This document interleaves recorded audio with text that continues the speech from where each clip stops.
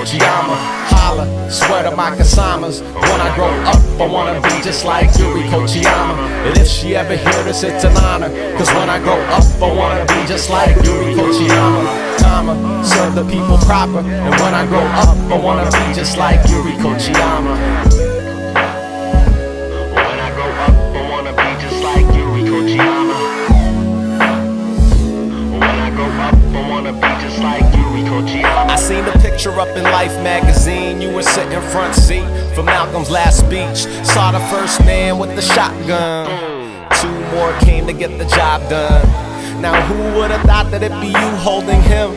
I wonder what you felt when his eyes were going dim.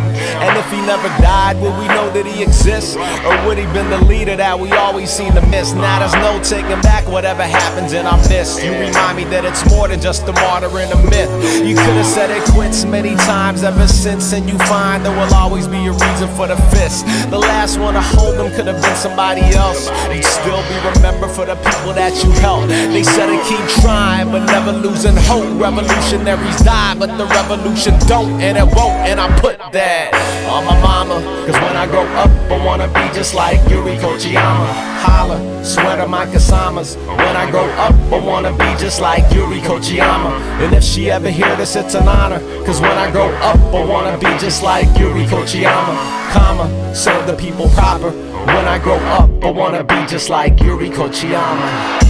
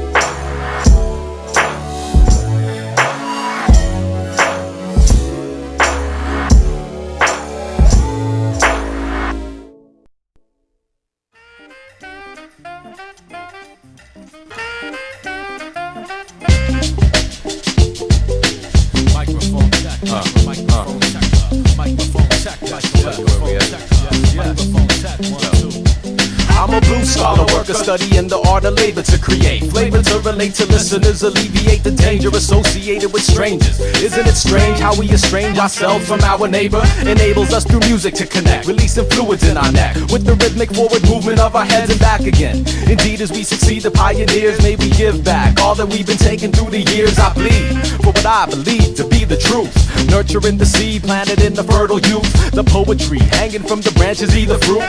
Pluck the most succulent and suck upon the juice. So what's up with you? Frequently they ask, been hibernating right until the last page, ciphering the past days by, bypassing the lies and the bullshit. Get up off the mic and save it for the pulpit. The blue school, class is in session. Ask us a question, cause class is in session. Blue school, class is in session. Ask us a question, cause class is in session. In the blue school, class is in session. Ask us a question, class is in session. In the blue school, class is in session. Ask us a question, class is in session. I'm an exile, motherland stepchild, metropolis dwelling, middle America's prisoner of war.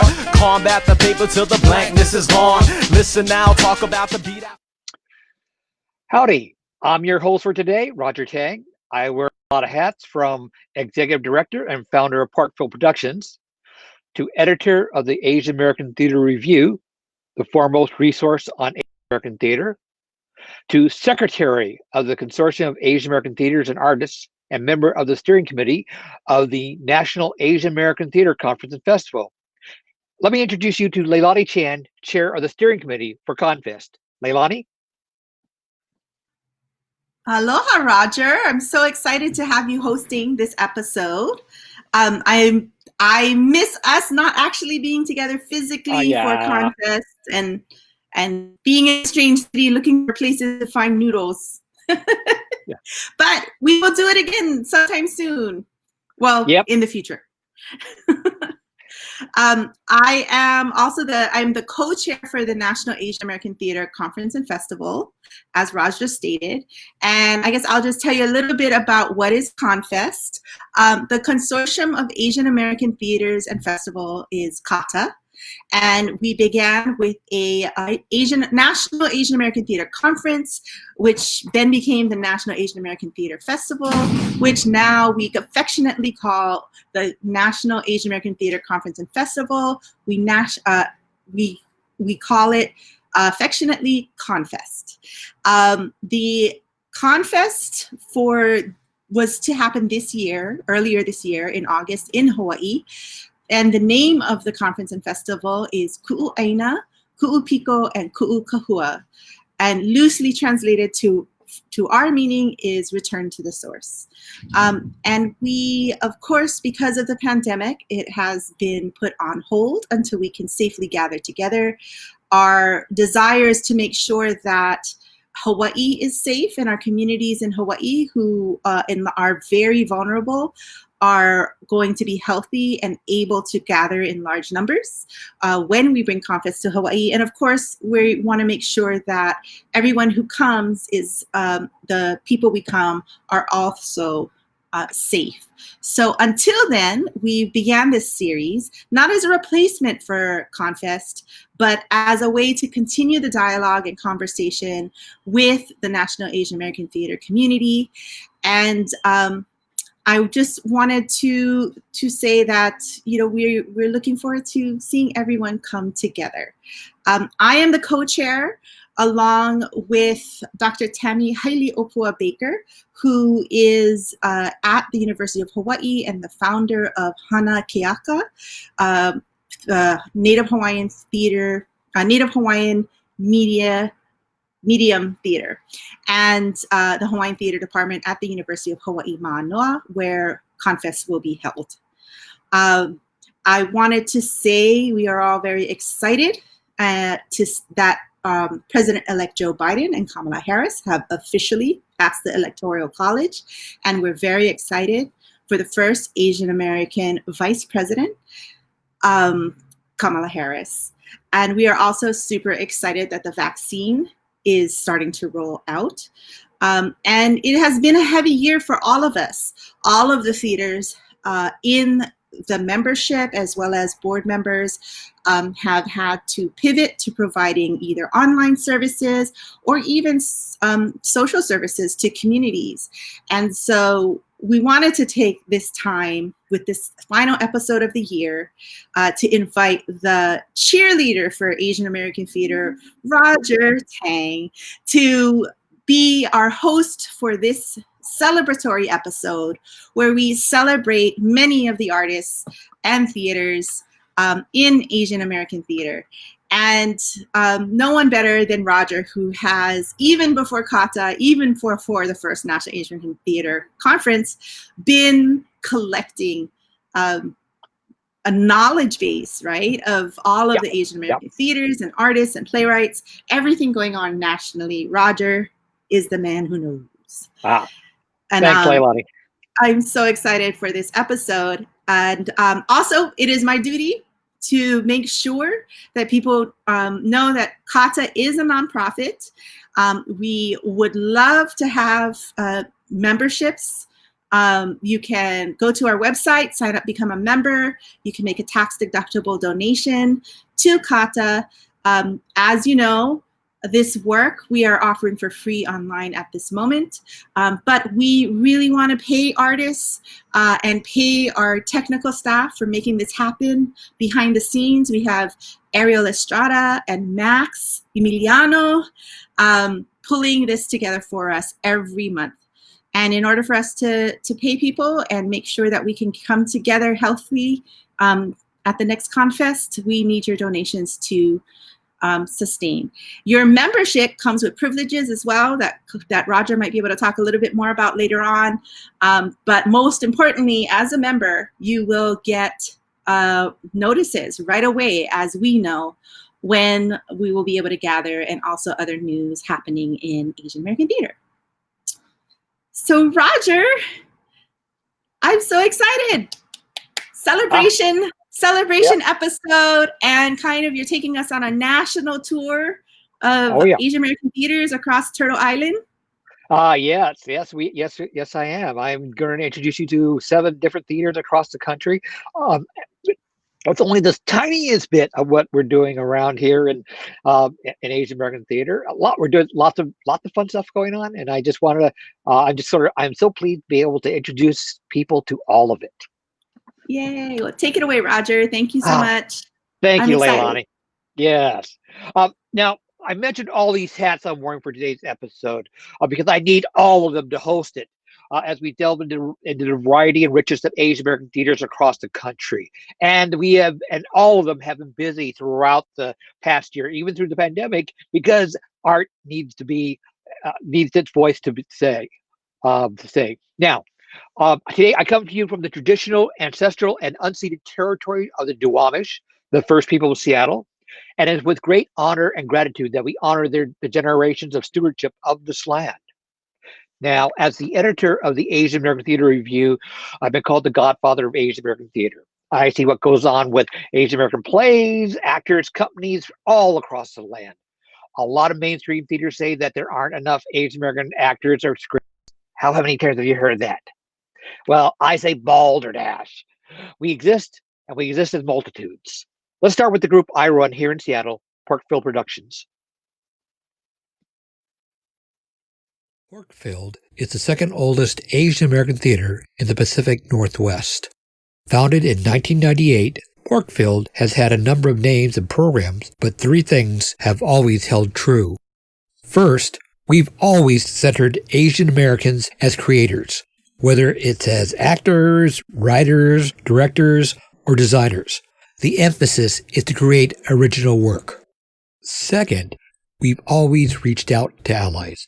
Porkfield has always included African Americans, Latinx, and white people as part of our shows, but we've always used the Asian American lens and Asian Americans as the center.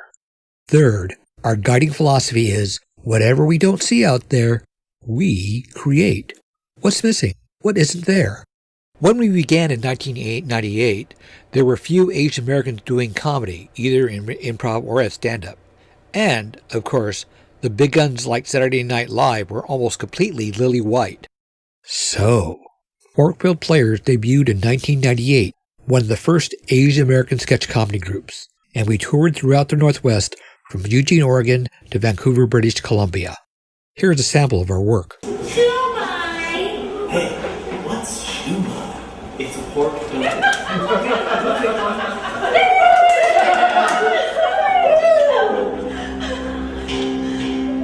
Do you hear the shumai sing? Singing because our day has come. We will enter your humanity and all you'll say is yum. When you pick up your chopsticks, we will be martyred one by one. We may be eaten, but we're free of these dim sum drums. Wait for me! You people at the table, you're forgetting someone. Hey, what are they saying? And now I'm all alone again. They're all around. No one will eat me. I taste good too. I'm just the same. They're so polite. That is so Asian. And now it's very clear that they plan to leave me.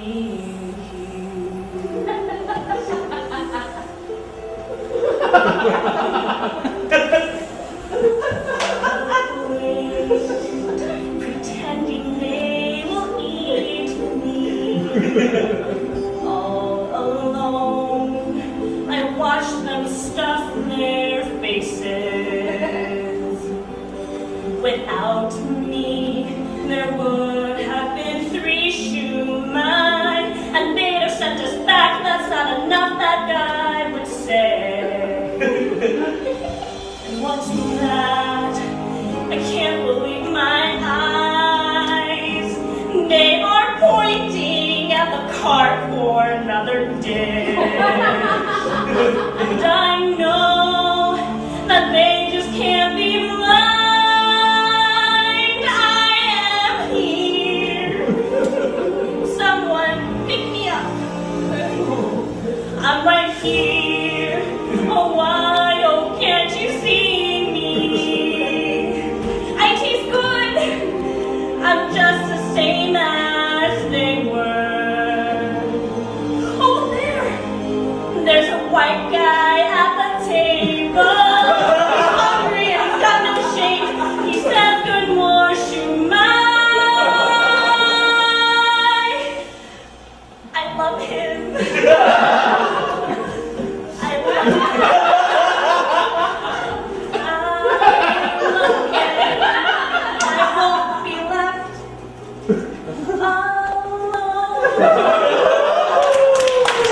Let's run this in 2013.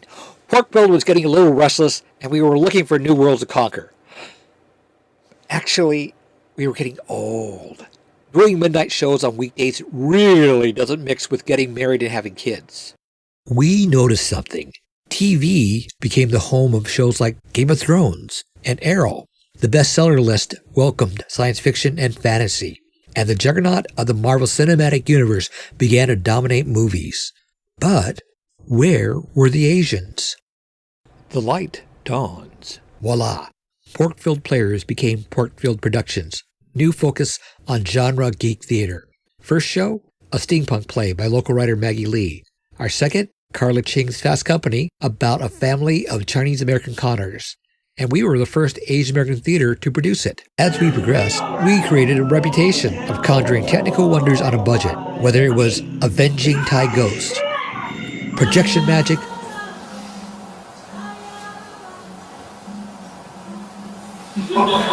or crashing airships. Peace out, seriously? I hear you all now. Let's just get out of here!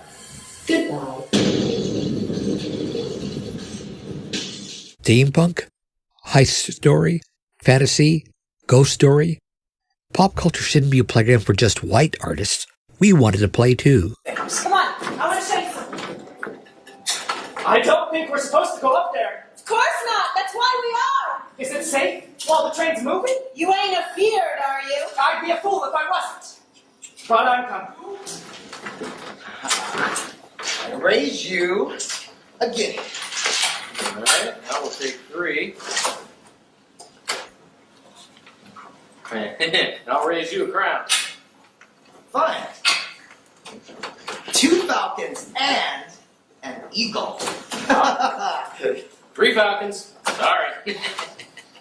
Fair enough. You do. You have to lie back. Now look up. The sky. It's enormous. I've never seen so many stars. It's the only thing that keeps me sane sometimes. Just knowing how big it is. Sometimes I feel so small under the sky, my cares hardly seem worth getting worked up about. It's a little frightening, like it could swallow us both up. I'm not sure I'd mind that, actually. Yeah. 6 crowns. All right. What's your hand?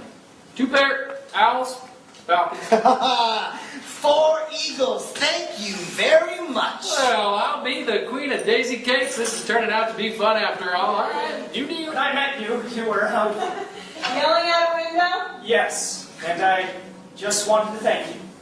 Thank me? What for? I have a quiet life. Even when I lost my foot, I didn't say a word. I saw the blood pooling on the floor. My blood, and my jaw clamped down so tight over the pain, I nearly passed out from the pressure in my skull. Since then, everything I do is so quiet. I've sat in the same quiet office for 10 years, and the silence just pushes me down smaller and smaller. I've always been counted on to do the right thing, to work hard, and not complain, to keep quiet. But being here with you, it makes me want to scream. And that's a good thing? Yes. For the first time in my life, I want to be loud. I want to make a mess. I want to break things and yell and be a nuisance. I want to make stupid mistakes and not apologize for them. I've never even allowed myself to think about making a mistake ever. Do you know how that feels? I can imagine. So do it. What? You should scream now. See how it feels. But won't someone hear us? Who cares if they do? Come on, give it your all. Ah! That was terrible. Here, come on and help. On the count of 3, all right? 1, 2, 3. You hear something? Nope. Don't you try to distract me, Mr. Hughes. I will take another card, please. It gets easier with practice. Now, I don't know so much about the breaking things or making a nuisance of yourself, but I'm sorry. I've never done that before. I mean, I have done that before. I thought you were going to apologize no more. You're right. Sorry. Raise you 30 guineas. All right. I'll take 2 and raise you 30 more. And I'll ask you, Mr. Hughes, what exactly is your story? I could ask you the same thing, Kai. If you are who I think you are, then you already know. Isn't that right, Mr. Yao? What's that now? Don't play dumb. You are from the Yao clan, aren't you? The Yao clan. I know you all think I cheated Wilhelmina at that last game, but it is not true. Sure, it was a sizable sack of loot on the line, but I don't cheat, period. Oh, there, fella. You played talons against Wilhelmina Yao, the head of the Yao clan? Are you plumb crazy? Yes! I mean, you're really not with the Yaos? Oh, hell no. Ooh, I do not mess with those crazy bastards. Damn nation, boy. You walked away from a game of talons with Wilhelmina Yao with her coin in your pocket and your little almond still intact. You got way bigger problems than me robbing you. Wait, you're what? Oh, yeah, well, I suppose I'm a little early, but I will be taking all this coin and whatever it is you got locked up in that pretty little case of yours, too. Hey now, take it easy there. I thought we were just playing a friendly game. Oh, we surely were. And you're a good sport, too. Now, reach for the sky, partner. What is that? A cloud? It's off around to be a cloud. Could that be it? What was that? Looks like the back storage cars. They separated from the train. Mother of doom, that's an airship. I didn't know there were any airship lines this far west. There ain't. I can't believe it. It's the Steel Fox Bandits. We've also begun a script development program like Maggie and Mew, oriented toward genre stories.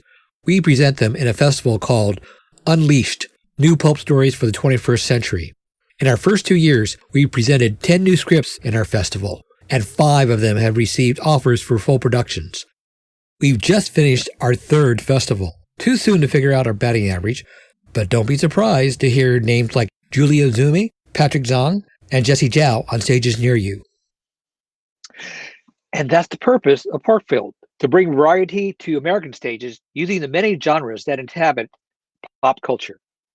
Next, we go 1,500 miles east to the Twin Cities, Minneapolis, where Minneapolis and Minnesota, where we learn the story of a pioneer in Asian American theater, Theater Mew. Mew has been the main stage in Asian American theaters, serving a surprisingly large population of Asian Americans in the Midwest. They have long been the largest incubator of new Asian American plays. Let's hear their story. Hi, my name is Lily Tung Crystal, and I'm the artistic director of Theater Mew. Before joining the Minnesota arts community, I was already familiar with the legacy and rich history of Mew. As a young Asian American actor, I knew that Mew did inspiring work and that it was a home for artists like me. I knew the story of the University of Minnesota graduate student Dong-il Lee, reaching out to playwright and director Rick Shiomi to start an Asian American theater company 28 years ago. Well, to begin with, I had always considered Minnesota flyover country because I was doing theater work on the West Coast and in New York. But in the around 1990, I actually reluctantly went to a theater and higher education conference where I met Martha and I met a young graduate student at the U of M, Dong-il Lee. And it's, in fact, it was Dong-il Lee who approached Martha and myself to help start the company. And because I had visited the Twin Cities, but had never thought that you could start an Asian American theater company here. I was too smart to think that.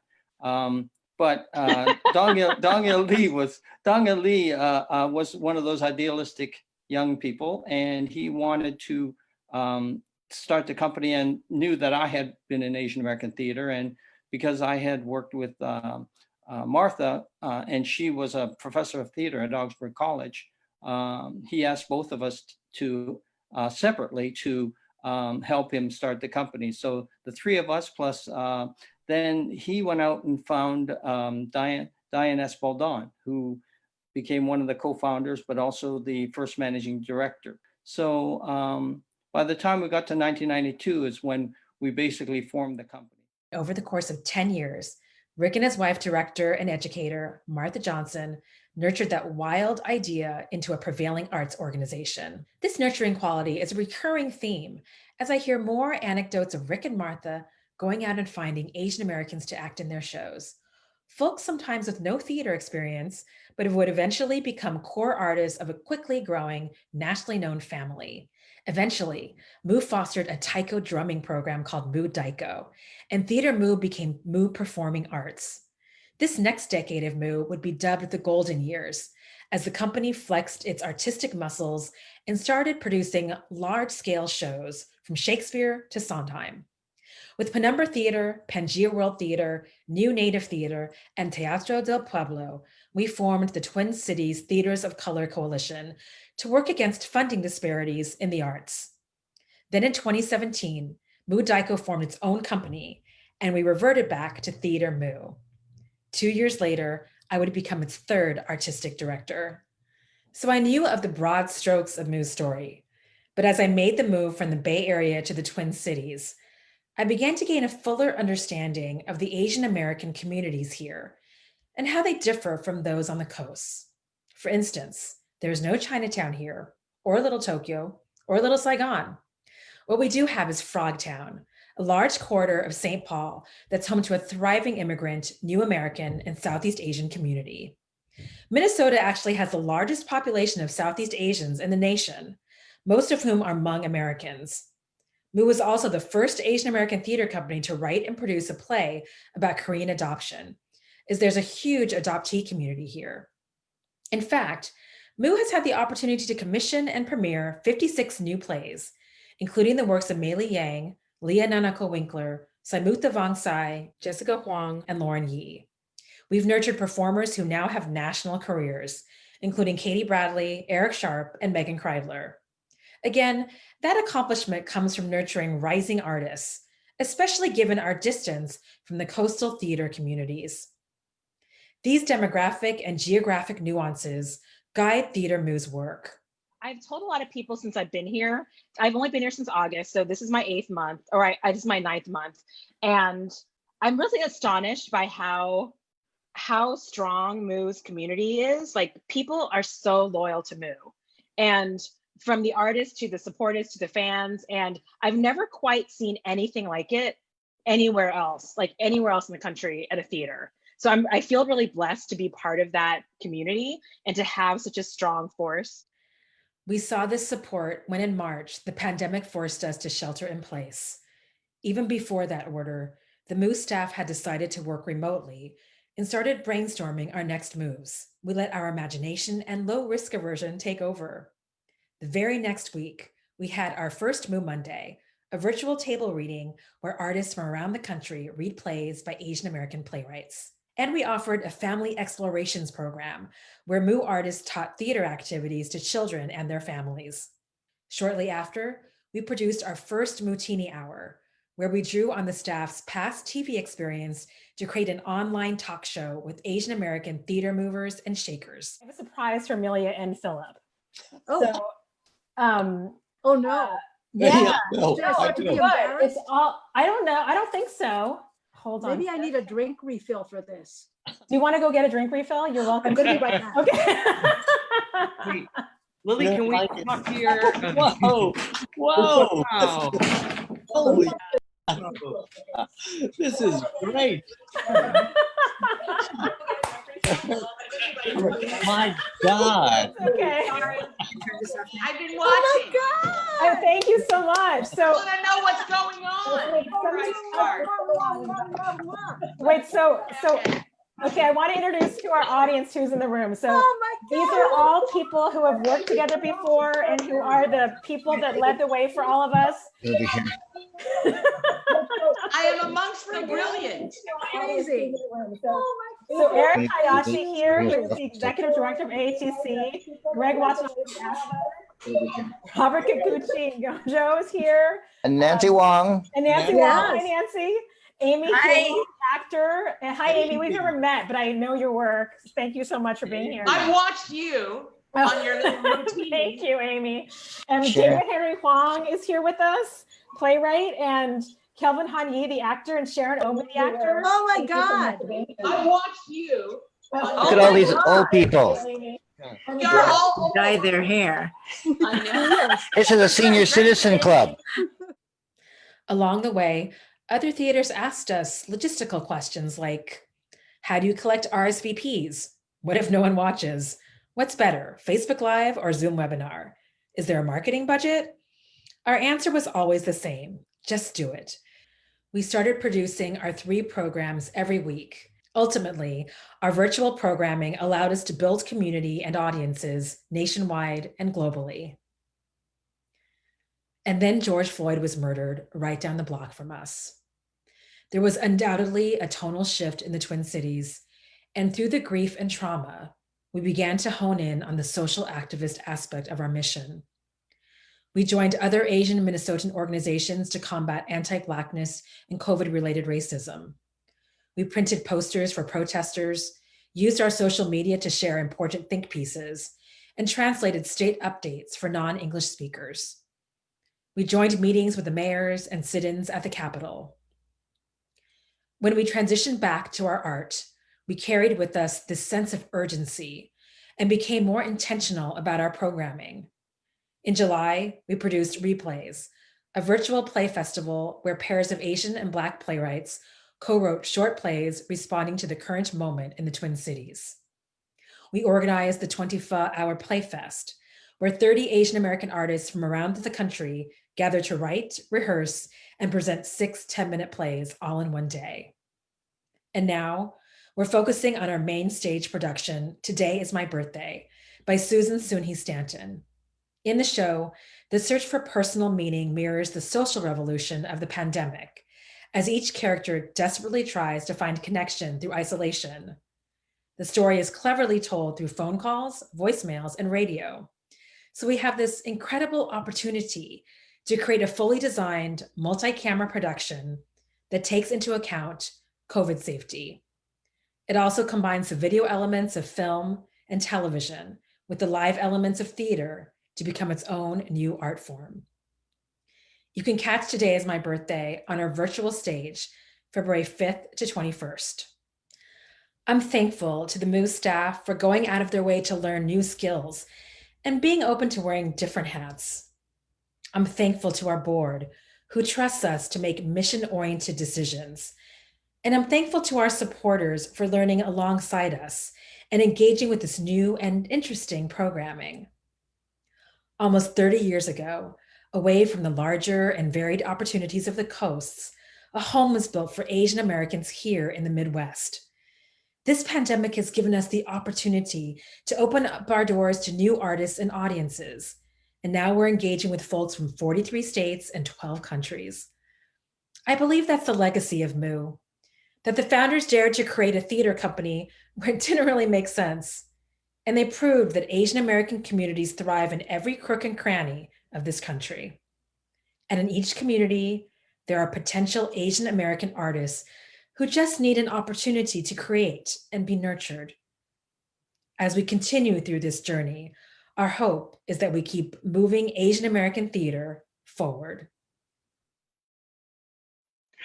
Let's head even further east and hit the Big Apple. Let's meet Myriad Theater, another powerhouse in Asian American theater, both in production and in writers.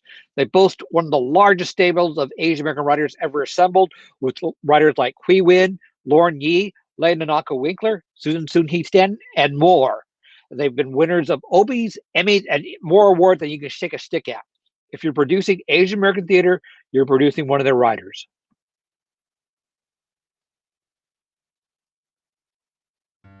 Hi, my name is Sarah Hanlon, Associate Producer for Myriad Theater Company, the country's leading theater company dedicated to the development of work by Asian American playwrights. I'm Jesse J. Hoon. I'm a playwright, actor, and organizer by day, but by night, I'm Batman! And he's an associate and graphic designer here at Myriad Theater Company. Oh, yeah, I write that too. An associate of justice! For over 30 years, Maggie Theater Company has been a nationally recognized safe home for Asian American playwrights to create innovative, bold new work. From early on in the development process all the way to production, Maggie prioritizes the needs of playwrights to fully explore and fine-tune their concepts and work. But before we get ahead of ourselves, a little history. Maggie Theater Company began in 1989 as an outpost for the Filipino-Asian theater community right here in New York City. As the need for a home for the Asian American theater community at large increased, Maggie became a home for all Asian American writers to explore and develop their voices. As a playwright-driven organization, Maggie... Like I was saying, as a playwright-driven organization, Maggie Theater Company is proud to house the largest cohort of Asian American playwrights, the Maggie Writers Lab, home to 33 writers located all across the country. The Labby's works, seen nationally and internationally, have won numerous awards such as the Steinberg Playwright Award, the Richard Rogers Award, the Horton Foote Prize, and many more. These productions have been changing the theater from the inside out. Then, unfortunately, in March 2020, the coronavirus pandemic forced the closures of theaters across America, including our productions of Suicide Forest and Wolf Play. Theater artists all over the country continue to struggle to this day, burdened by a spike in unemployment, a Byzantine healthcare system, and a looming eviction crisis. For the Maggie staff, this was a moment of reckoning, but the solution was right under our noses. With the generous support of our funders, and together with a series of world-class technicians and media workers, Maggie repurposed our Midtown Manhattan rehearsal space into a video studio. With professional film, lighting, sound equipment, and advanced safety measures, our studio is designed to allow theater makers the ability to create quality video content on a budget. And with that in mind, we wasted no time in putting our studio to good use. We have created documentary videos such as Pinoy Street Dancers, where we follow two young Filipino-American dancers and how they have both charted different paths to pursue their passion. And we have created comedy sketches, such as Second Homeowners, where we poke fun at news articles that seem to miss the point ever so slightly. But Sarah, what about those of us who are stuck at home and can't make it out to Midtown where the studio is? For those of you who can't join us in the studio, Maggie Theater Company has assembled professional roving video kits we can send straight to your home. It's so portable, yet so professional. The Maggie roving kits are fully stocked with all the necessary film, lighting, and sound equipment you could possibly need. Yes, now you can get quality footage whether you're in our rehearsal studio or working diligently from home. Yep. Hey, Jesse, I need those shots now. It's been 4 days. Wrong number! But we haven't stopped there. Maggie Theater Company has been collaborating with Asian American artists across the country to create streaming content that keeps artists employed and compensated. And the best part is all of this new and exciting content can be found on our new website, maggiestudios.com. We have short films like Sophocles in Staten Island that questions what happens when members of a family are quarantined together with an overbearing homeschooled dad who insists everyone must make a film on Oedipus Rex and Antigone. We have a song cycle series titled A Divergent War, which describes how the strict rules of quarantine in the Philippines disproportionately affect the working class and the poor. And keeping true to our mission statement, we at Maggie continue to develop and host new live play readings and other developmental works. Stick with Maggie, folks, for just on the horizon, we have some exciting collaborative feature-length films and experimental work coming your way. We will also continue supporting our Writers Lab, as well as continuing the development of new plays by Asian American writers everywhere, to ensure that when the theater does return, we're prepared for the future. For the future.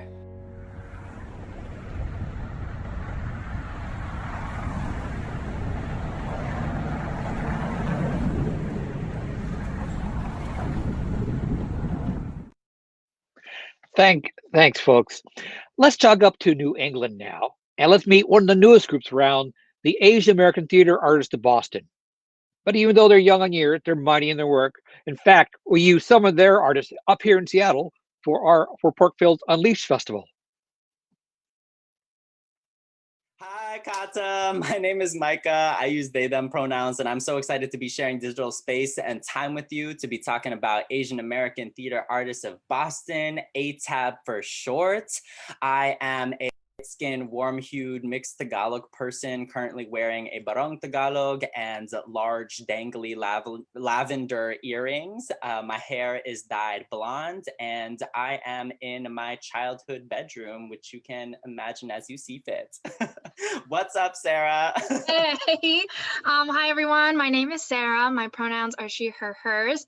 I am a light-skinned Korean American woman with shortish, blackish hair with an undercut, also gold earrings and a neon green turtleneck. And I am also in my childhood bedroom, but I am hiding it with a gray backdrop.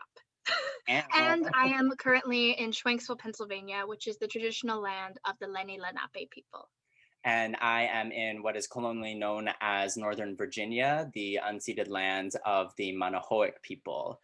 But as ATAB, we do our work in Shamat, the unceded land of the Massachusetts and Wampanoag people. And we want to acknowledge that as we are doing this work of narrative liberation for our communities in Shamat and our communities in other geographies, we are doing so on Native land. And this work of freeing storytelling for all people has to be part of a larger global liberation movement that in America centers Black and Indigenous people. We thank you for acknowledging this truth with us and for continuing, furthering, or beginning your own journeys of reconciliation.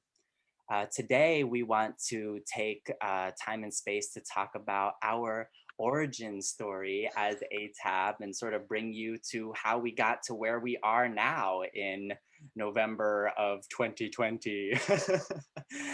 Sarah made this awesome slideshow, which we're sharing now. This is my slideshow sharing song. A brief history of ATAB. Incredible, yes.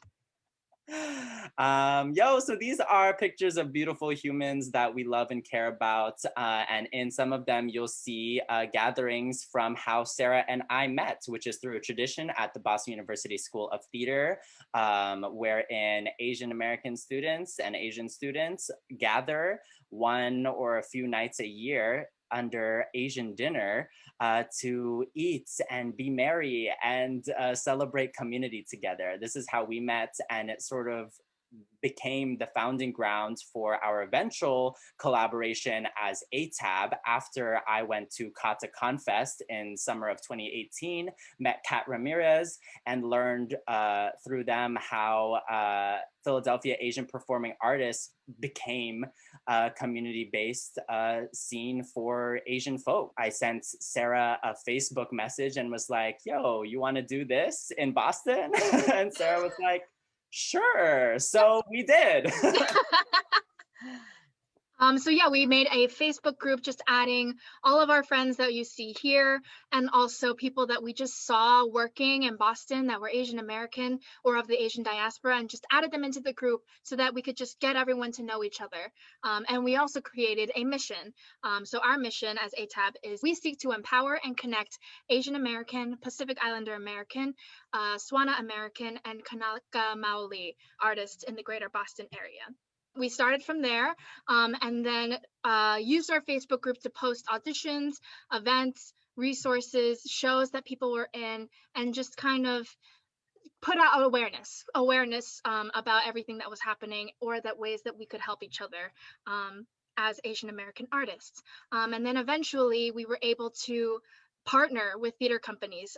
We did a whole spree of just reaching out to as many people as possible saying, hi, we're here. Can we help in some way? Is there something that we can do together?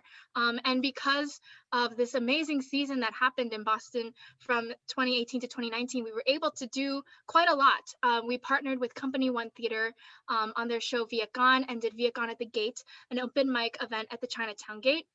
And then a few months later, we were able to partner with Boston Asian American Film Festival and Merrimack Repertory Theater and host a field trip out to Lowell, Massachusetts to see Cambodian rock band with a reception afterwards with the cast and also with fudge that the house manager made for us, which was just really, really nice and made us feel really good about community and gathering people.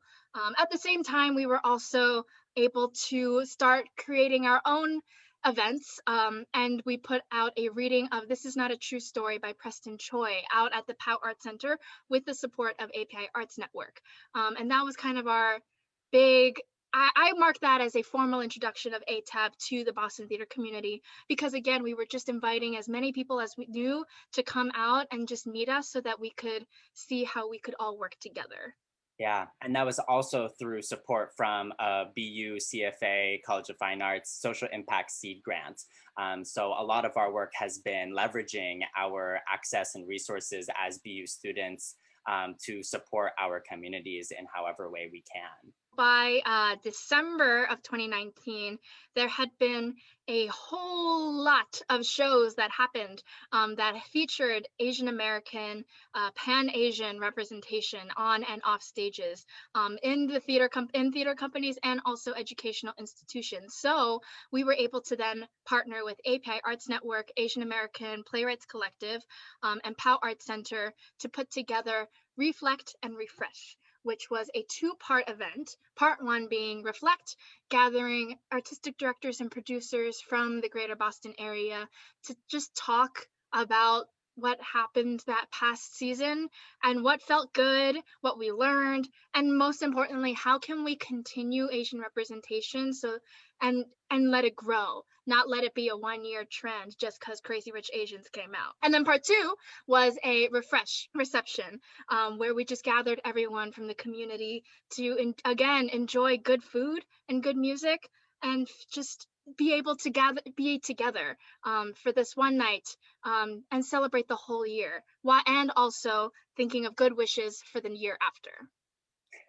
And then 2020 actually happened, reminding us of the importance of our community. All of our work is only possible through the tremendous support of individuals and the organizations and communities that they've represented and brought to the table and welcomed us into as ATAB. So we want to take a moment to really thank and identify more of those folks, Asian American Playwrights Collective again, BAF again, POW Arts Center again, Stage Source, who invited us to a newish leadership open house where we got to network with other leaders in the area, and then the Front Porch Arts Collective, a Black-led theater collective that has really changed the scene in Boston in terms of what it means to meaningfully include community in storytelling, specifically in the theater scene.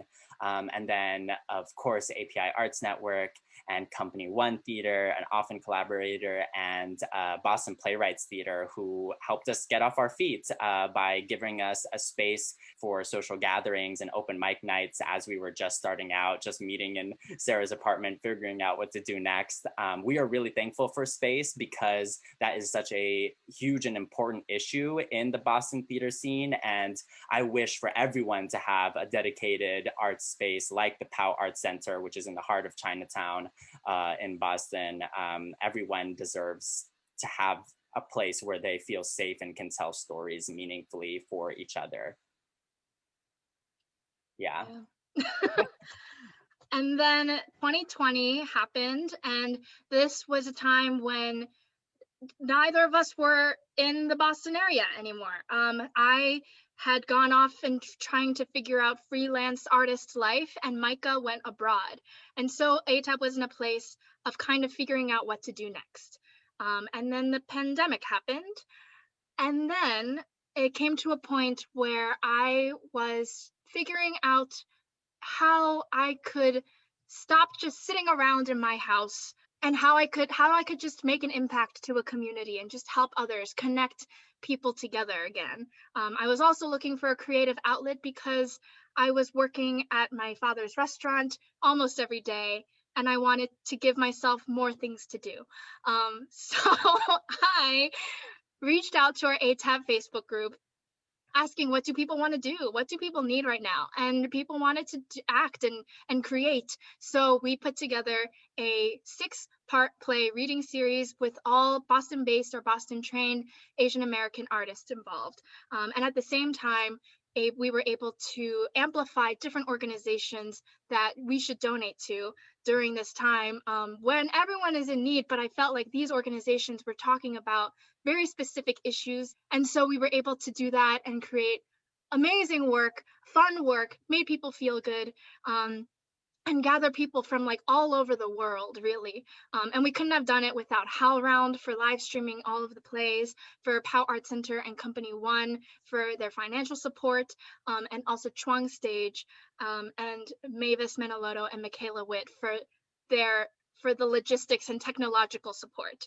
It was really an amazing experience where I felt like ATAB was learning what we could do. We could continue doing in this virtual theater world and forward, which is just partnering with other theater groups, other organizations, and bringing together community and listening to what the community needs. And so after that, we continued our partnership, our relationship with POW Art Center, and put on a new Zoom play reading called #Since Y'all Want Me to Be White, where we got to hire even more artists.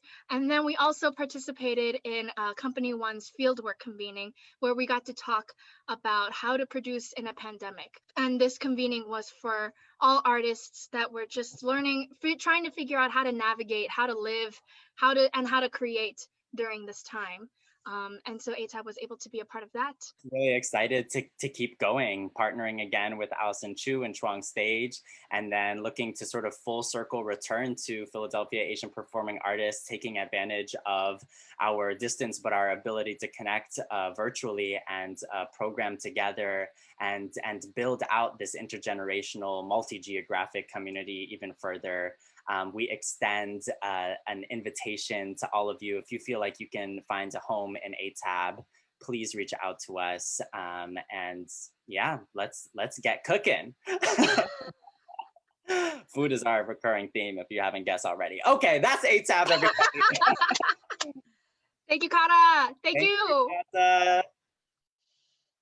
Whipping from one end of the country to the other, let's go from the youngest Asian American theater to the oldest. In fact, East West Players is the oldest theater for people of color in the country. Co-founded by Mako, the true father of Asian American theater, they've been the cradle for a myriad of Asian American artists, from David Henry Wong to John Cho. They're the bedrock all of us look to.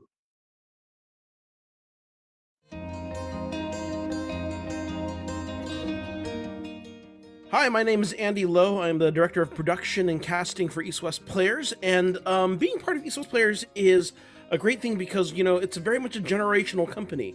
The company was founded in 1965, and I started in 2013, and so, you know, coming on board meant kind of inheriting this wonderful legacy and history of many actors and creatives who have come before us. And so one of the people that I love kind of reaching back to, or the two of the people actually that I love reaching back to, are the two people that are here with us today who have a long history with the company. They continue to teach for East West Players. So why don't you guys go ahead and introduce yourself, Dom and Sachi? I'm Sachiko Magwili. I'm Dom Magwili. And we're married to each other. I joined East West Players 1967. And I got to do a number of productions there. Bernardo Alba, Servant of Two Masters, Inspector General, a number of things. We even did Kill Guns, and we did a lot of different shows. But at that time, we were in the basement of a church. And so at the basement of a church, you have to set up the stage. You have to set up a stage. You have to go and nail in all the chairs. I mean, that's what we had to do.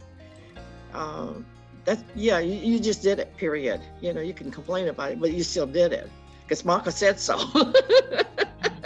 So what was the mood like of that time, right? I mean, you have, Mako, of course, who was there, who by this time he had a number of pretty high profile credits to his name, both stage and screen at this point. And then you had a lot of folks that were, getting bit parts here and there, or were just starting. Like, what was that dynamic like? Theater's always kind of, you have a lot of different kinds of individuals there, and they're there for different reasons. And at that time, a lot of people, the ones who were there were actors really looking for jobs. In order for them to do a job, they had to have something to work with. So they would take some of the older regular classic plays and do that. But at a point, Dom said, or no, was it Mako said, no, we need to do some of our own stuff, What you had in like the founders, like the famous ones, Jimmy Hong, like number one son, Mako would be nominated for Best Supporting Actor in Sand Pebbles. That kind of credibility created these were, like, I think, very willful people. I have this prejudice about the early years of East West Players, and it was mostly to get better work. Yeah, the presumption was if you could see us do real acting, something more than just a waiter, that we could get cast in better roles. And so they did Rashomon, and it was impressive. I think out of that, maybe Mako got cast in Sand Pebbles. Jimmy was always working, and a number of them, Sun Tako, they would work, Beulah would work. But in spite of that, in spite of very strong egos, theater was not only maintained, but it endured. Yeah. And the position of Mako during the 20 odd years that he was the artistic director was mostly his will. He had a barbaric will to survive. There are certain things in terms of Asian American theater that was very important. East West was built for actors. Up in San Francisco, the Asian American Theater Workshop was built for writers. So East West was really willing to do anything. They'll do Shakespeare, they'll do Commedia dell'arte, just to demonstrate that we can act. I joined the theater company in '74. When it moved from the church, it went to an architect's warehouse at 4424 Santa Monica Boulevard. I saw the production where I first saw Sachiko. She was in a show called Jungle in the Cities by Brecht. And the floor of the performing space was concrete and asphalt.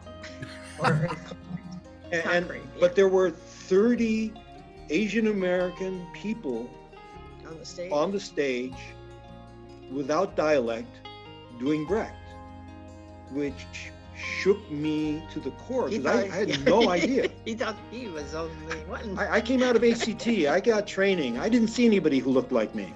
So I come down to LA, I see the East West Players Theater, and I'm like one of several dozen. And it changed my attitude. We're in LA where 1-2 takes is really good, so fast is favored, and things are hip, and people should write to that. And who cares about Shakespeare? And Mako would struggle with that, because he wanted to do shows that would increase the level of actors' quality beyond having a part on a regular part on a series TV. He was, for all his struggles, he had artistic aspirations for the theater company. Yeah. Back in those days of the 1970s, for $35, you could, at the theater workshop, you could take any classes that they had for $35 a month. Can you imagine that, paying one, and then you can take a acting class, or you can take a writing class, acting 1 and 2, tap dance. Class, yeah. You know, it's that was one of the best deals in Los Angeles at that time. The amount of theater training you could get. So Mako had teaching classes and like that. But he had an offshoot, Total Theater Ensemble. If you looked at it, you would think they are the actors who would do the children's shows. In the 70s, they were fielding 10, 12 actors in a bus, going off to schools to do an assortment of shows. Everybody's getting paid. And Malco continued to distill this notion of a particular style of performance, using the children's theater as the foundation for it. It gave money to the actors who were working it, and it kept this notion alive. And also the kids saw our faces. You know, they saw a whole bunch of our faces. And we felt that was very important. They could talk a blue streak about this or that or whatever, but the physicality of us being in front of children who are not used to maybe seeing all these faces who are very much alike, you know, I think that was more, that spoke a lot more than you just saying a bunch of words, you know. So I felt that was a wonderful idea. There was something that evolved, I think, during my time at East West Players, and that is the introduction of music. It came in the year that Malco did Pacific Overtures, and then Philip Katana came in with The Avocado Kid, and they also did Princess Charlie, a Christmas musical. That was 3 musicals in a row. Nobody was planning on The Avocado Kid. It sort of just dropped there. So 3 musicals, and people liked them enough that Malco started to include that as part of the formula for the seasons. And particularly when he went off to do Pacific Overtures, and he came back with this relationship with Stephen Sondheim, the theater started doing Sondheim work. And I'm really, really prejudiced in favor of the small theater and Sondheim's words. You hear it. You hear it clearly, and you really hear it. Yeah. East-West renditions of those shows were particularly enjoyable if you are an audience member. Because I saw the show on Broadway, right? And then I saw it on the smaller stage. A world of difference. It was so meaningful for me anyway. It had, we could hear everything they were saying, and it made sense. Somehow on the larger stage, some things got lost, but in those intimate, smaller theaters, it really made a difference. I watched George Takei do Equus, and I'm looking at him do. When is he ever going to get that opportunity? And George has worked a long time, and he's paid his dues and then some. East West provides is a constant voice. Now, you and I mean, we know of productions that have existed, produced by Asian American people, and they're really excellent. And particularly if they're theatrical, as I think Peter Brooks said, it's like writing messages in the snow, and they're gone. And all we have is our memories of it. The Asian American actor's career is like a earthquake. If you're monitoring earthquakes, it goes up and down and up and down and up and down. There is no comfort there. What East West was able to do to a lot of its artists is give some kind of constancy because they're present. Constancy, a level of quality. If you do it in 2 or 3 years, well, you've been very lucky. Congratulations, you can go home now. But East West has been performing at a very high level for a very long time. When all the musicals that we have seen, I favor. So I've written a lot of musicals for East West Players. I think our musicals are better because we're cheaper. But the whole idea of cultivating the flowers in your own garden is, I think, critical for the community. Part of all of this happened when Tim came in and said, Satch, can you go and put together a program that's a full-time, the whole year program, you know? And in order for you to This do is that, the East West Players Conservatory. it was just a workshop at one time. And I said, I was talking to Tom, I said, it needs to change its name. It sounds kind of high tone, like a conservatory. But I said, these kids, their family want them to be going to some kind of real education. So I says, make it a conservatory, then it sounds like a school, you know? So that's one of the reasons I said, well, why do you have such a name on conservatory? I said, I don't know. I just thought like it was a good idea, but partly it was because I knew that the parents did not want them to be going into a theater workshop. What is that? You know, conservatory? Oh, you're learning something. Yeah, I don't know. It's just a different take they have on it.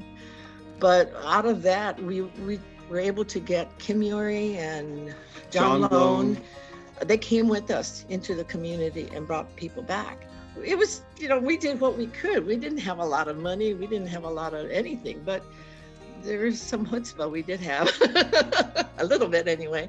I mean, every once in a while I stop for a moment and I think about this. This is a 55-year legacy that I and my current coworkers now are carrying, and I'm very thankful to be part of that, and for all of you that have been part of this with me before me and continuing.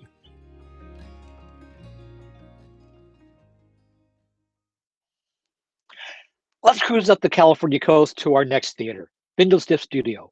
In a lot of ways, Bindlestiff draws upon the spirit all the pioneers had when they invented Asian American theater. It's a grassroots group in sync with the community because their concerns are the community. And Bindlestiff just glows with heart.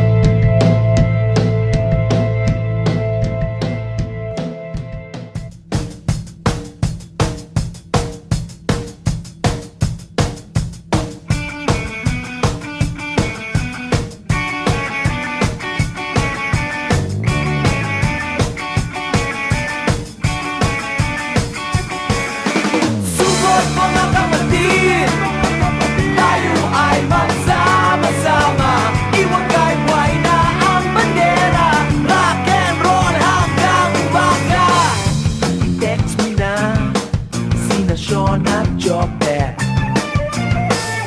Lagyan ng gel ang buhok na bagong gupit.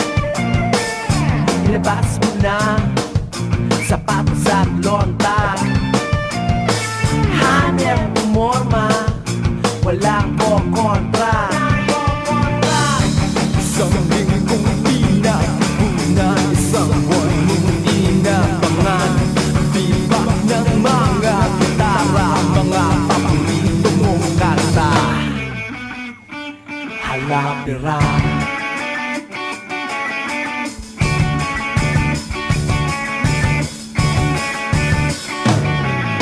Sugot mga kapatid, tayo ay magsama-sama. Iwagayway na ang bandera, rock and roll hanggang umaga.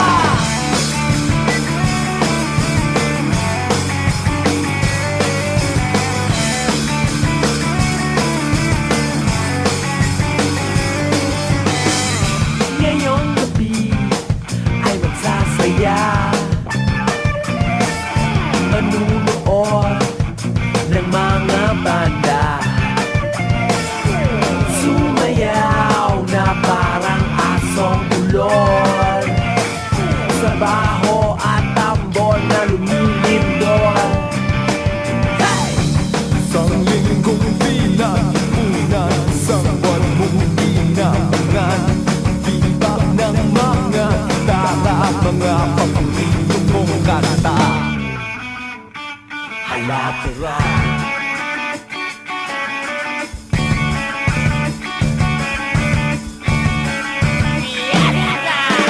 Sugot mga kapatid, tayo ay magsama-sama. Iwagayway na ang bandera, rock and roll hanggang umaga. Sugot mga kapatid, tayo ay magsama-sama. Iwagayway na ang bandera, rock and roll hanggang umaga.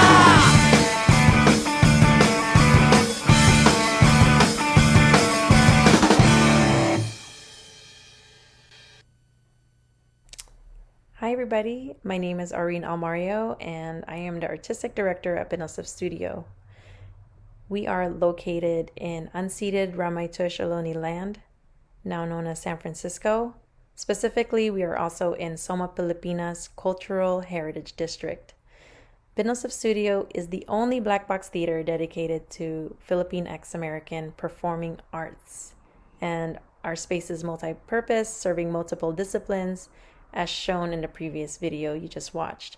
From plays, sketch comedy, music shows, and now video, Bindlestiff Studio has provided a vital space for artists and the local community here in SF and Bay Area. Featured in the video are clips from our main stage productions and staple shows like the Love Edition, Tagalog, the Pinoy Punk Festival, A Class and Fest. We also showed some of our resident troupes such as Geek Show, Granny Cart Gangstas, and Forbidden Futures, as well as our beloved youth and senior programs. For nearly 30 years, we have produced countless original work and nurtured and cultivated artists through our Page to Stage program, Stories High. What really makes us unique is our connection to our community. Our focus is not just what goes on stage, but truly amplifying the voices of our local community members, ensuring that everyone has access to theater arts and collaborating with our local artists and organizations. In many ways, we operate as an artistic hub. And throughout the quarantine, our artists, our youth and seniors continued to produce art and embraced the challenge of virtual performance. We have tons of online offerings from workshops to shows, so please check us out. Now, the video you're about to watch is a short sketch from the Granny Cart Gangstas, an all Asian American women sketch comedy group. This is a sketch from their show COVID-19, which premiered online on November 7th, 2020. Hi, I'm Mitch Ketchum, and I want to know, what are you getting done during quarantine? Are you going hardcore? I finally made top ramen without reading directions.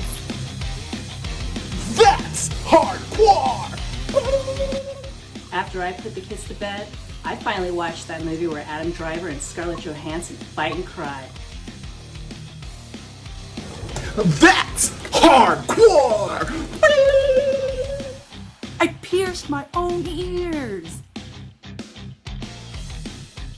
That's hardcore! So I learned how to nay-nay. That's hardcore! I finally got some sleep. Now that's hardcore! I finally worked up the courage to say, I voted for Trump. That's hardcore! The fuck you just say? What the fuck's the matter with you, huh? You some kind of Russian bud or something?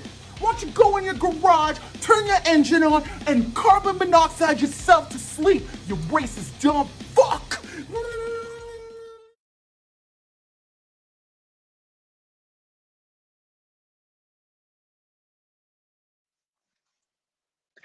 Finally, we end up where we started, here in Seattle, with SIS Productions.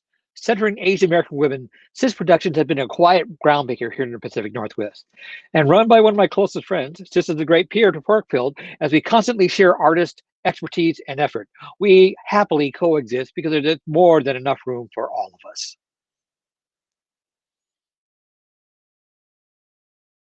Hi, we're SIS Productions. And we are a local Seattle-based production company that basically offers leadership positions for women in doing theater. Celebrating our 20th anniversary as an Asian American female-run theater company, SIS Productions began through the original creation of Sex in Seattle, a 20-episode Asian American romantic comedy, 18 years before Crazy Rich Asians. Running for 12 years, Sex in Seattle was a popular and critically acclaimed episodic series for the stage that attracted a large, deeply devoted following of incredibly diverse fans due to the show's imaginative, often hilarious, surprisingly smart storylines that created visibility for Asian Americans as protagonists in our own genuinely relatable contemporary situations. Why does every woman I fall for choose a white guy over me? Whoa, I'm sorry to dump on you, Elizabeth. No, I interrupted your private time. I just thought that being here with a man helped me feel better about stuff. I should leave you two alone then. Oh, what about you? Me? Well, most people don't hang out at cemeteries for fun. I like cemeteries. They're peaceful. Agreed. Hey, did you check out the view of the lake today? Isn't it breathtaking? I've been coming here since college just to breathe, to spend time with myself. I like coming here to get outside of myself. I always imagine what different people's lives must have been like, how they might have died. Okay. Well, like this one here. You can see that the wife died on the same day as her baby. But her husband lived for another 43 years. And yet there's no other marker to ever indicate he ever remarried. Isn't that romantic? I think that's kind of sad. In a tragically romantic kind of way. But all famous romances end tragically. Romeo and Juliet, Kathy and Heathcliff, West Side Story. That's what makes it true love. That's messed up. Whatever happened to living happily ever after? Maybe that only happens in fairy tales. I refuse to believe that. I'm not so sure anymore. Elizabeth, no. You've got to believe. Hey, you're like the most optimistic person I know. If you stop believing in happy endings, what kind of hope do any of the rest of us have? Maybe you're just going to have to believe for both of us. Maybe I will. Even though it beats me why I should. Maybe it would be better if we were brought to believe that everything was going to end horrifically bad. That way, no matter what happens, everything will turn out better than we expect. My Filipino mom has that method mastered. She doesn't really tell you everything's going to end up badly, does she? Yes. She's also Catholic. She'd cry and make me feel so guilty.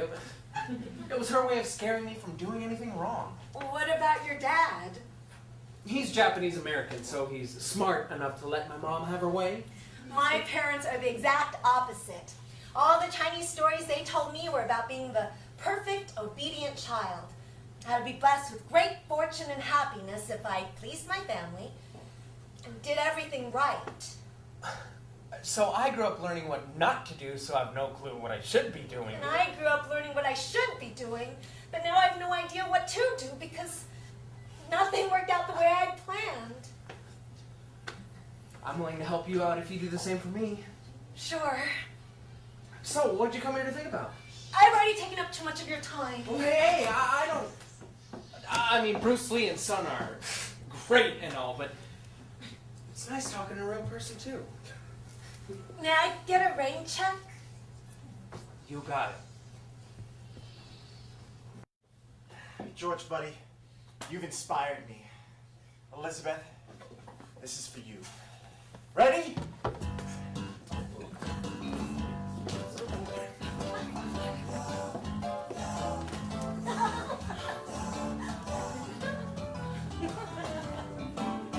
You know I'll never tell you what I'm thinking of, and I'll never tell you that it's you that I love. I've got romantic thoughts, but nothing much to say, 'cause I love you in an Asian kind of way. Communication is the key to get along, so I'll let you know if you do anything wrong. Things will be perfect if you do what I say, 'cause I love you in an Asian kind of way. Well, the seeds we're sowing, knowing where we're going, we must understand where we're from. I need a girl who's stable, beautiful and able, like my mom. Just like mom. But I'll never tell you what I'm thinking of, and I'll never tell you that it's you that I love. I've got romantic thoughts, but nothing much to say, 'cause I love you in an Asian kind of way. Oh yeah, yes I love you. Ain't no one else will love you, because I love you. I love you in an Asian kind of way. Yeah!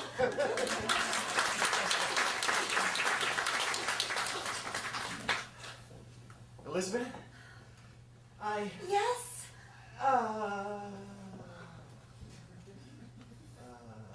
Hey everybody, I think the buffet's ready. Oh, finally. Let's give them some space, huh?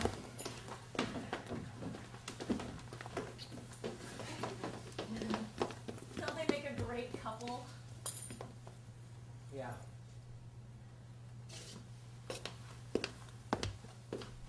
What'd I say?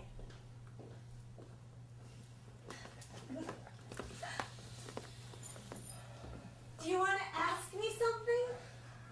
Yeah. What'd you think?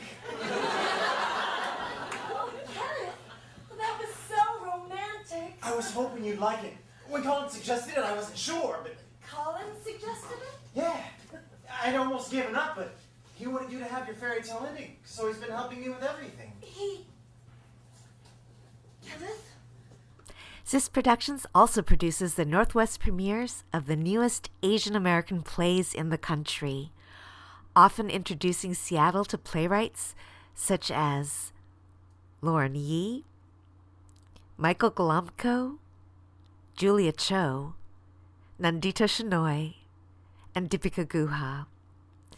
One of Seattle's first theater companies to regularly do site-specific work, our revealed theatrical walking tours of our Chinatown International District commissioned local playwrights to write brief vignettes set in the neighborhood for our tour groups to encounter. Our sold-out tours not only gave emerging playwrights an opportunity to develop new work, they also introduced the general public to the small businesses of our vibrant cultural neighborhood in a uniquely fun way. This innovative format inspired a few other Asian American artists to create their own versions as well, and led to SIS being commissioned by various artistic partners to explore other site-specific work in hotels, cemeteries, museums, parks, and more. In partnership with the Hansberry Project, SA Teatro, and Prathithwani, we create an annual Represent, a multicultural playwrights festival to showcase new work by playwrights of color. SIS also started a writers group in 2005 to support local Asian American playwrights writing their first scripts, a number of whom have gone on to win awards and or get their work produced locally and nationally. We are often invited to partner with other organizations like the Wing Luke Asian Museum, Theatre Puget Sound, Arts West, Seattle Public Theater, Seattle Opera, and West of Lenin to bring relevant work centering the voices of Asian Americans to the community. SIS Productions has also served the broader local and national community as a resource for connection, diverse casting, and racial and gender equity in theater, providing guidance and workshops for arts organizations and conferences nationwide, including the ones for the Consortium of Asian American Theaters and Artists. Currently, SIS is participating with a number of efforts to reimagine a future for theater that takes action on how to evolve our sector and society into a more anti-racist, human-centered, wholehearted one that allows we women and people of the global majority the opportunity to live to our fullest potential.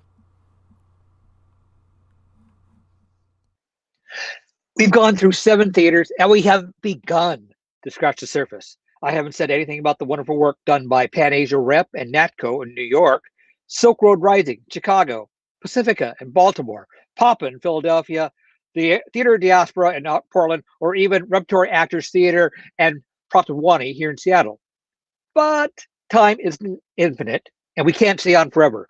We just hope we've given you a taste of the variety of the myriad of artists working in Asian American theater and the wide spectrum of the stories Asian American theater can offer.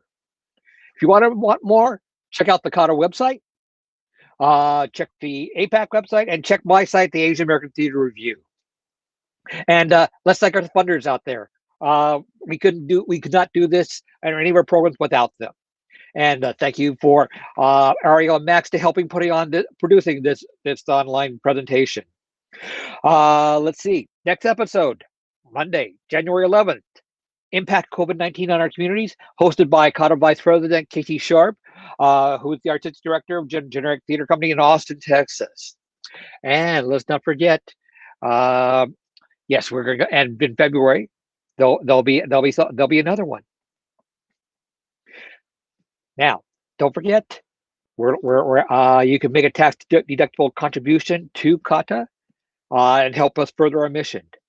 And you become a member of CAATA and enjoy the many memberships, like getting in touch and contacting the vast membership and the vast expertise of other Asian American artists.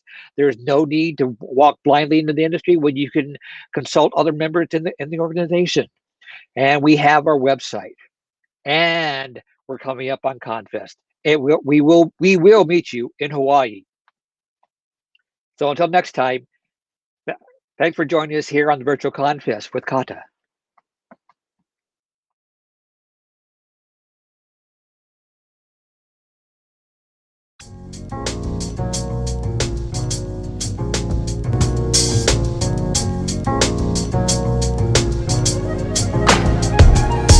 Sister sits on the step, cigarette rests on fingertips, sipping slow death through her lips, blows a kiss that I cannot resist. She got that ill gift of gravity, thick like the tension, cut quick with formalities. Hi, my name is Geo, what's your zodiac sign? She replies, it's Aquarius, and that's a whack line. Decline the invitation to partake in a square. Mesmerized, smoke dissipates in the air. I can conjure up the fearlessness to find a conversation. Body language talking, but lost in the translation of her name. She said brothers tend to mispronounce it, it's Agava. Tells me what it means in Ilocano. It translates to suffering. I'm pondering the irony, building on our so-called civilized society. The storyteller stops, waiting for the beat to drop, gathering his thoughts in a cloud, breathing out. It's like that, y'all. It's like this, y'all. It's like that, y'all. It's like this, y'all. It's like that, y'all. It's like this, y'all. It's like that, y'all. It's like this, y'all. It's like that, y'all. It's like this, y'all. It's like that, y'all. It's like this, y'all. It's like that, y'all. It's like this, y'all. It's like that, y'all. It's like this. Now I couldn't stand to see the queen breathe her dreams away. Either way we go, things are gonna be okay, so they say. Said that I used to know a sister just like you, beautiful but jaded by the multitude of men who'd often try to justify their lives with manhood deficient, twisted notions of survival, insecure, seeing even lovers as the rivals and hiding behind the armor when karma completes a cycle. I'm sick of all this metaphor philosophy. You got a man, what your man got to do with me? You see, between you and I is a thin line we stand by, but if we ever find ourselves on the other side, then time will stand still and whole worlds will collide. We hardly know ourselves if we got nothing to ride for, a struggle to live to the fullest and die for, and make love and wage war for. You know I'm loud. It's like that, y'all. It's like this, come on. It's like that, y'all. It's like this, y'all. It's like that, y'all. It's like this, come on. It's like that, y'all. It's like this. It's like that, y'all. It's like this. It's like that, y'all. It's like this, y'all. It's like that, y'all. Come on, it's like that, y'all. Dreams be the ashes burned, thrashing in the wind, flying from the burning bush, flung from her fingers, and it hung in the air. In this moment of truth, then it crashed into flames like the end of our youth. We getting trapped in abstractions, reality bites back. We casually fight, lacking the insight despite that. Opposites attract, but if not, we stay honest. She told me it's better to be critical than conscious. My sister, your fist is more symbolic than you know, and use it as a weapon if he calls you a hold up. Did I mention I'm a Pisces, but all these other fish up in the sea will never love you like me? Inhale the imagery, a queen walking steadily, hips sway sweetly to an old soul melody. I hold this memory close, she kept walking, and that's when I wrote the first line to the song. It's like this, y'all. It's like that, y'all. It's like this, y'all. It's like that, y'all. It's like this, y'all. It's like that, y'all. It's like this, y'all. It's like that. It's like this, y'all. It's like that, y'all. It's like this, y'all. It's like that, y'all. It's like this, y'all. It's like that, y'all. It's like this, y'all. It's like that, y'all. It's like this, y'all. It's like that, y'all. It's like this, y'all. It's like that, y'all. It's like this, y'all. It's like that, y'all. It's like this, y'all. It's like that, y'all. It's like this, y'all. It's like that, y'all. It's like this, y'all. It's like that, y'all. It's like this, y'all. It's like that, y'all. It's like this, y'all. It's like that.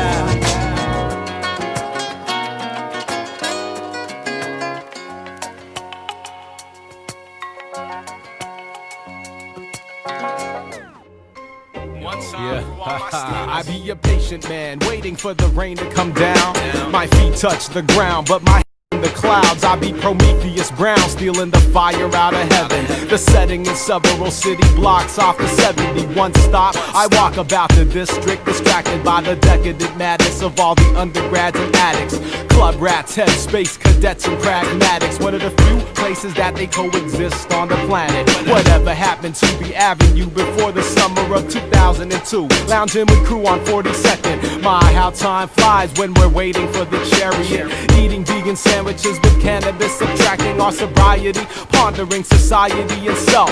He's eyeing me like I ain't gonna bring it to his health. He don't want it, cause certainly he knows he's just another sucker without his fraternity brothers to back him up. Campus Parkway, up to 41st, 42nd, 43rd, 45th, and up to 42nd, to the edge of the bubble. All delinquents, they laugh and saying fuck class, get your education on the ass. Campus Parkway, up to 41st, 42nd, 43rd, 45th, and up to 47th, to the edge of the bubble. All delinquents, they laugh and saying fuck class, get your education on the ass. Ha, yeah. Yeah, let's do it again. I be a patient man.